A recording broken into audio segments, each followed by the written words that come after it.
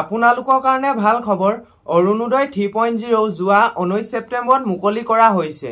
কোনসকলে এতিয়া আবেদন কৰিব পাৰিব আৰু কিদৰে আবেদন কৰিব, লগতে অৰুণোদয় 1 আৰু 2 হিতাধিকাৰীসকলে মানে আগৰে পৰা অৰুণোদয় ধন লাভ কৰি থকা হিতাধিকাৰীসকলে এতিয়া নতুনকৈ আকৌ আবেদন কৰিব লাগিব নেকি, এই সকলো গম পাব এই ভিডিঅ'টোৰ দ্বাৰা। মই দীপাংকৰ আপোনালোক সকলোকে স্বাগতম জনাইছো অসম দীপাংকৰ ইউটিউব চেনেলৰ এটা নতুন ভিডিঅ'লৈ। আপোনালোকে যদি চেনেলটোলৈ নতুনকৈ আহিছে তেন্তে সকলোৱে চেনেলটো ছাবস্ক্ৰাইব কৰি ৰাখিব আৰু যদি ভিডিঅ'টো ভাল লাগে তেন্তে সকলোৱে ভিডিঅ'টোত এটা লাইক কৰি দিব। ভিডিঅ'টো আৰম্ভ কৰাৰ আগতে আপোনালোকক জনাই দিওঁ যে অৰুণোদয় আঁচনিৰ কাৰণে এই বছৰ ৰেচন কাৰ্ডটো বাধ্যতামূলক কৰি দিছে। আপোনালোকৰ ৰেচন কাৰ্ড হলেহে আপোনালোকে অৰুণোদয় আঁচনিৰ কাৰণে আবেদন কৰিব পাৰিব। এতিয়া ৰেচন কাৰ্ডসমূহ কোনসকলে লাভ কৰিব যদি ৰেচন কাৰ্ড নাই, যাৰ পৰিয়ালত বাৰ্ষিক আয় 4 লাখতকৈ কম হ'ব লাগিব আৰু তেওঁলোকৰ পৰিয়ালত চৰকাৰী চাকৰি থাকিব নালাগিব, তেওঁলোকে ৰেচন কাৰ্ডসমূহ লাভ কৰিব। এতিয়া আহিল অৰুণোদয় 1 আৰু 2 হিতাধিকাৰীসকলে নতুনকৈ আকৌ অৰুণোদয় 3 আবেদন কৰিব লাগিব নেকি?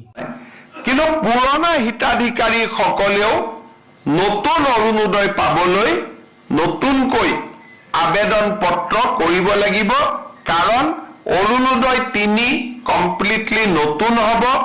প্ৰত্যেক সমষ্টিত আগতে 20,000 পৰিয়ালে অৰুণোদয় পাই আছিল, এতিয়া আৰু 10,000 পৰিয়ালে পাব।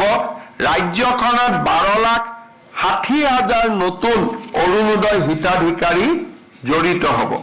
আপোনালোকে শুনিলে অৰুণোদয় 1 আৰু 2 হিতাধিকাৰীসকলেও এতিয়া নতুনকৈ আবেদন কৰিব লাগিব, কিয়নো ৰেচন কাৰ্ডসমূহ বাধ্যতামূলক কৰি দিছে। বহুতৰে ৰেচন কাৰ্ড নাই আৰু বহুতো ভুৱা হিতাধিকাৰীয়ে এই আঁচনি লাভ কৰি আছে।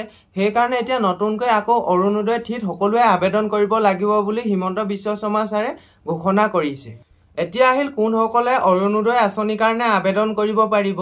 যিসকলৰ ৰেচন কাৰ্ড আছে আৰু ৰেচন কাৰ্ডটো আধাৰ কাৰ্ডৰ লগত লিংক থাকিব লাগিব আৰু পৰিয়ালটোৰ বাৰ্ষিক আয় 2 লাখৰ তলত হ'ব লাগিব, চৰকাৰী চাকৰি থাকিব নালাগিব আৰু 4চকীয়া গাড়ী থাকিব নালাগিব, এইসকলে অৰুণোদয় আঁচনিৰ কাৰণে আবেদন কৰিব পাৰিব।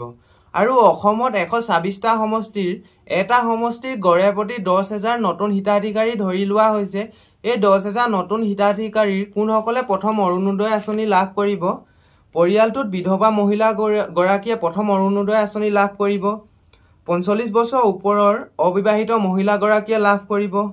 কোনোবা পৰিয়ালত যদি বিবাহ বিচ্ছেদ হৈছে সেই মহিলাগৰাকীয়ে লাভ কৰিব।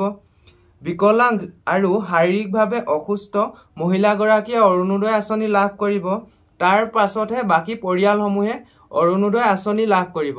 এই ধৰণে বহুতো নিয়ম এই আঁচনিখনত এইবাৰ বান্ধি দিয়া হৈছে। আপোনালোকে গম পালে অৰুণোদয় 1 আৰু 2 হিতাধিকাৰীসকলেও এতিয়া নতুনকৈ আবেদন কৰিব লাগিব আৰু আগৰে পৰা অৰুণোদয় আঁচনি ধন লাভ কৰি থকাসকলে এতিয়াতো পাই থাকিব। যেতিয়া অৰুণোদয় 3.0 নতুন তালিকা আহিব, নতুন লিষ্ট আহিব, সেই লিষ্টত যদি আগতে আবেদন কৰি থকাসকলৰ যদি চাকৰি পাইছে নাইবা ৰেচন কাৰ্ড নাই, সেইসকলৰ কিন্তু এই নতুন লিষ্টখনত নাম নাহিব, সেইসকলে অৰুণোদয় আঁচনি লাভ নকৰিব। আপোনালোকে এতিয়া এই ফৰ্মখন ক'ত লাভ কৰিব? আপোনালোকে চৰকাৰী কাৰ্যালয়, ব্লক, ULB অফিচ নাইবা গাঁও পঞ্চায়তসমূহত যোগাযোগ কৰি এই ফৰ্মসমূহ ফিল আপ কৰি ছাবমিট কৰিব লাগিব। আৰু এই ফৰ্মখন কি ধৰণৰ হ'ব নাইবা কিদৰে ফিল আপ কৰিব লাগিব, আপোনালোকে যোনটো ইয়াত ভিডিঅ' দেখিছে এই ভিডিঅ'টোত চালে আপোনালোকে ফৰ্মখন কিদৰে ফিল আপ কৰিব গম পাই যাব। মানে A to Z প্ৰচেছ এই ভিডিঅ'টোত দিয়া আছে, নাইবা এই ভিডিঅ'টো ডিছক্ৰিপশ্যনত মই কিদৰে ফৰ্মখন ফিল আপ কৰিব তাৰ ফুল ভিডিঅ' দিয়া আছে। আপোনালোকে ডিছক্ৰিপশ্যনত দিয়া ভিডিঅ'টোত ক্লিক কৰিলে ফৰ্মখন কিদৰে ফিল আপ কৰিব সকলো আপোনালোকে গম পাই যাব। যদি ভিডিঅ'টো ভাল লাগিলে সকলোৱে লাইক এটা কৰি দিব, ভিডিঅ'টো শ্বেয়াৰ কৰি দিব আৰু চেনেলটোলৈ যদি নতুনকৈ আহিছে তেন্তে চেনেলটো ছাবস্ক্ৰাইব কৰি ৰাখিব, কিয়নো এই ধৰণৰ ইনফৰমেশ্যনৰ ভিডিঅ'বোৰ আপোনালোকে এই চেনেলটোত পাই থাকিবৰ বাবে।